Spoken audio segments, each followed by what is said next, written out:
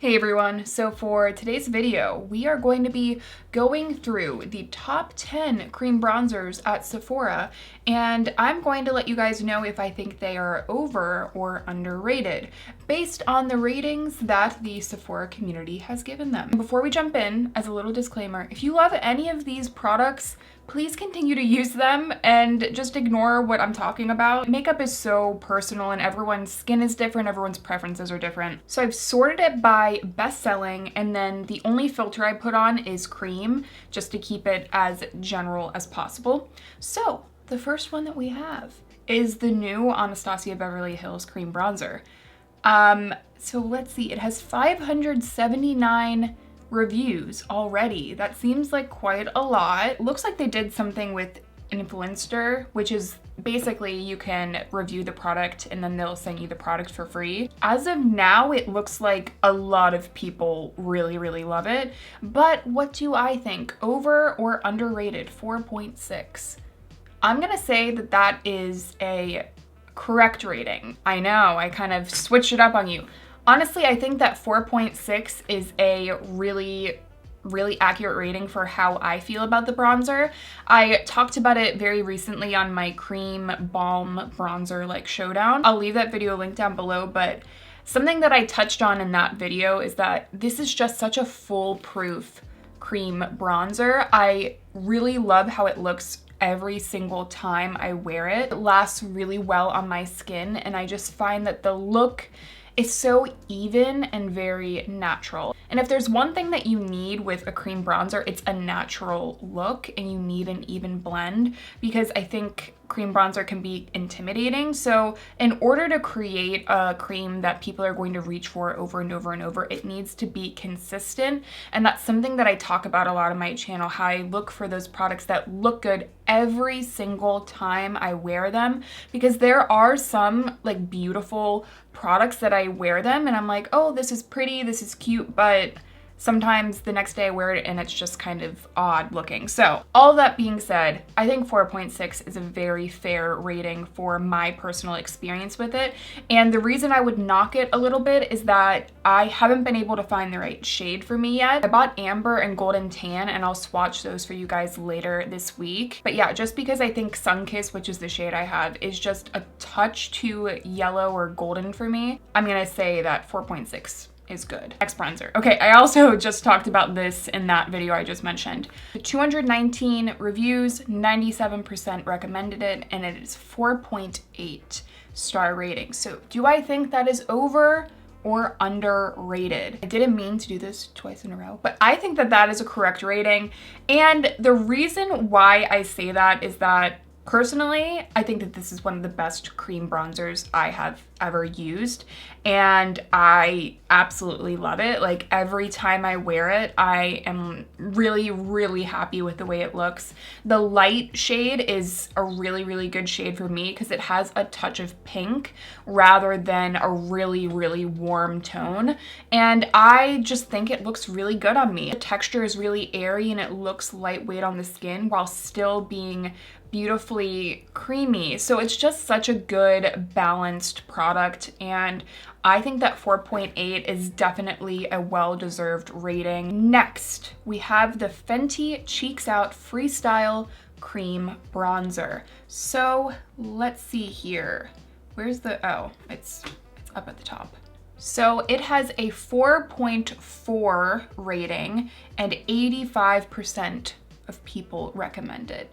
So what do I think? Do I think that's over or under? You know what? I'm gonna go ahead and say that I think that's underrated. I have a caveat here. I wanna say that, do I think that this is an underrated product in general? No, I don't, because I think a lot of people talk about it and a lot of people really love it. But through this particular scope, 4.4 I think is underrated. I really don't have many complaints about this product.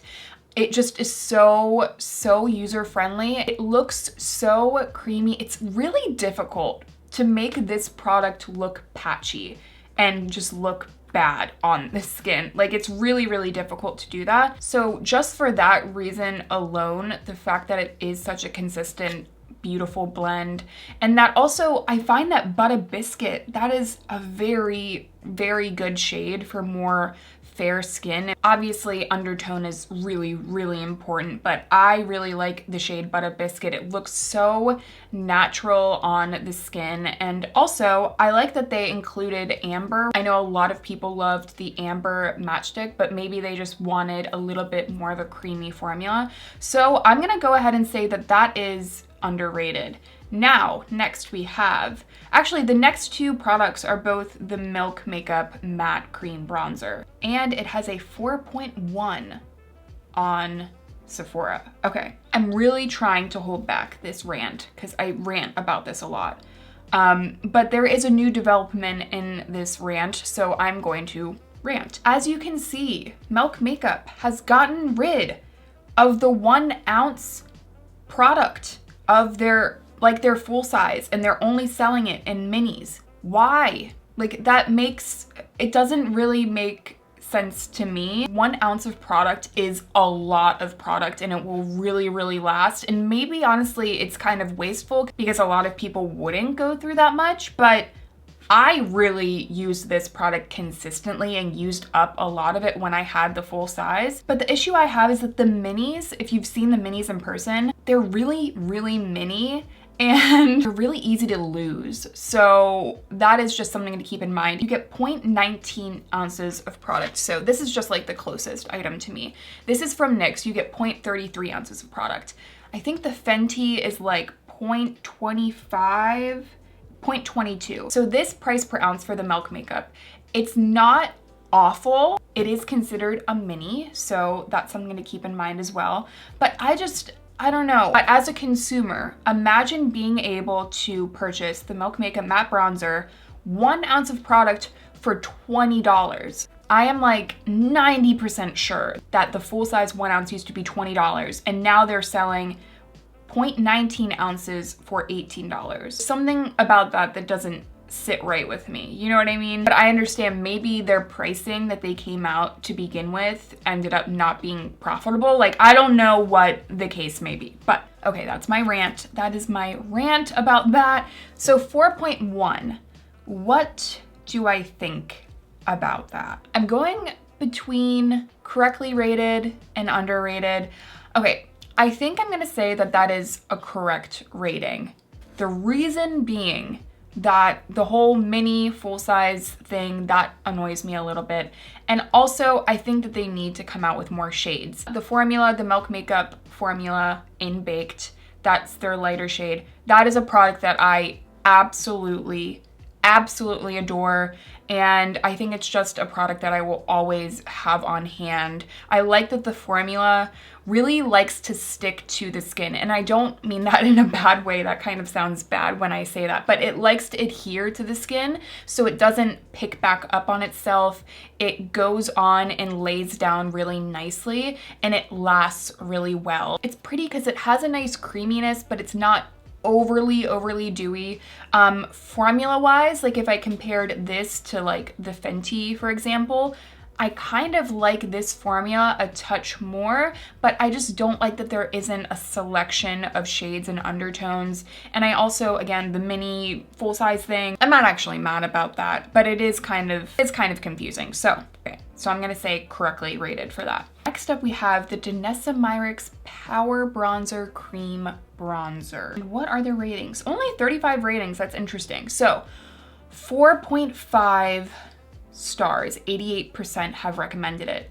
I'm going to say that this is overrated. And okay, so the reason I'm saying overrated is that I haven't been able to really find a shade that looks good on me. This, the light shade is very, actually, do I have it? Here's the cream bronzer. And I have to say that the formula itself is very moussey and whipped, and I don't know, it feels really buttery. This really has a beautiful kind of soft matte kind of texture, like it's very easy and creamy to blend. There's a touch of that kind of airbrush thing going on.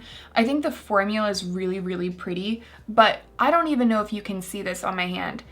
This shade is really really warm. I love this formula, but I know that I'm really never going to use this because of that. So formula-wise, I'm gonna say that it is underrated. I think that the formula is beautiful and so even and just a pleasure to use, but shade-wise, I think it's overrated. So hopefully that makes sense.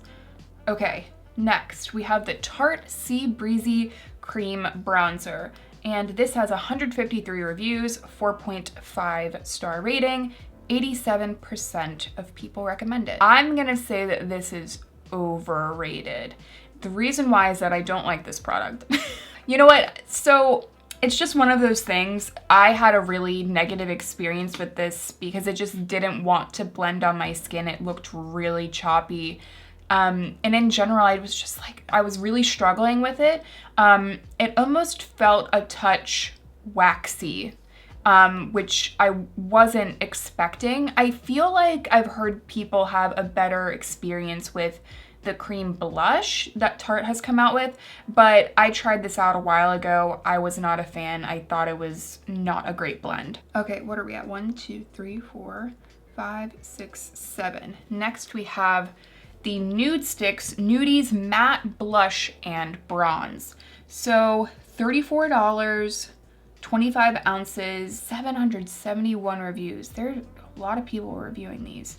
Okay, so 4.5 star rating, 87% of people recommend it. So I'm gonna say that that is a touch overrated, and the reason why is that it's difficult to tell because they've lumped the blushes in with the bronzers, but I feel like they could add more shades first of all, but I will say that I really like the Nudies matte formula. It looks really, really beautiful. So yeah, I'm gonna say that that is a little bit overrated just because from a formula perspective, it's a really, really beautiful formula, but I just think that they need to add more shades. So next up, we have the Tower 28 Bronzino Illuminating Cream Bronzer. So $20, 244 reviews, 4.4, 82% recommended.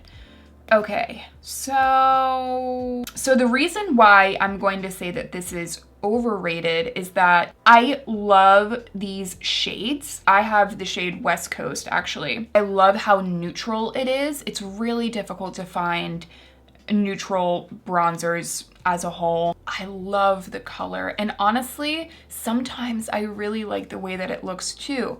But then I feel like there are other times where it just doesn't, like I can't get it to work for me. There are a few different things that go into that. So one, it kind of looks patchy sometimes. It doesn't want to stick to the skin and I end up getting like a little bit of a weird blend. And two, because this is luminous, honestly, it's not even a ton of glitter, but I do find that sometimes it can exaggerate like my pores in here. So yeah, I don't know. I just wish that Tower 28 products, like I had this experience with the blush as well for some reason. They just didn't want to stick to some areas of my skin. Like I would get like a blotch, which is disappointing. So I'm going to say that that is overrated. We already talked about the Tarte. Let me see. 1, 2, 3, 4, 5, 6, 7, 8, 9. So we just need to talk about one more bronzer. I haven't tried this one from Refi. You guys want me to try that one? I wouldn't probably be able to do it for this week because I don't have enough time to try it for this week, but let me know if you guys want me to try that. I also haven't tried the NARS Multiple, but I have tried the RMS Buriti Cream Bronzer. So let's look at this rating. 4.3 rating and 1 shade. I feel like this needs to be updated. They need to come out with more shades. And also, so as far as the formula goes, I don't like that there's coconut oil in here. So I don't know, I wouldn't risk it, especially with a cream bronzer. I'm just gonna say that it's overrated. All right, and that was today's video. I hope that you guys had fun. I hope you enjoyed it. Anyway, I hope that you guys are having a good one. Make sure that you give this video a thumbs up, and I'll see you tomorrow in my next video for 1 week of cream bronzer.